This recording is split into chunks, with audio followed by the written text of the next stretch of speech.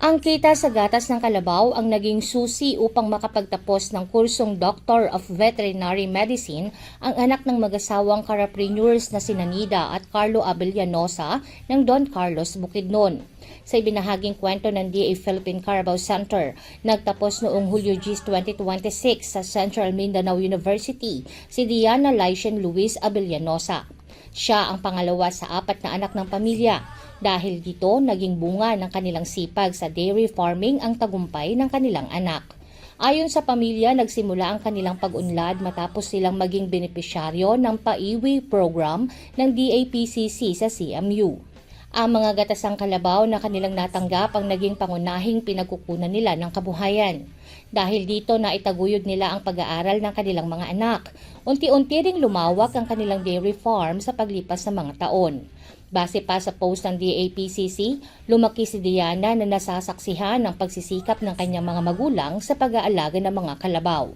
Naging bahagi rin siya ng mga gawain sa bukid. Tumulong siya sa pagpapaanak at pag-aalaga ng mga bulo. Dahil dito, nahubog ang kanyang interes sa kursong veterinary medicine. Ayon umano kay Diana, malaking tulong ang kinikita ng kanilang pamilya mula sa pagbebenta ng gatas. Ito ang ginamit para sa kanyang allowance at matrikula. Ginamit din ito sa iba pang gastusin sa kanyang pag-aaral. Kabilang dito ang laboratory requirements ng kanyang kurso. Dahil sa tuloy-tuloy na kita, natustusan ng kanyang pangangailangan hanggang sa pagtatapos. Plano umano ngayon ni Diana na gamitin ang kanyang natutunan upang lalo pang mapaunlad ang kanilang dairy farm.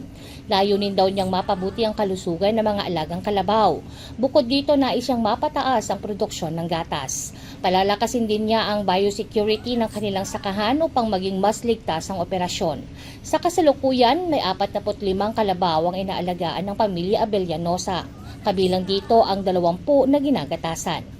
Umaabot sa humigit kumulang 160 liters ng gatas ang kanilang produksyon bawat araw.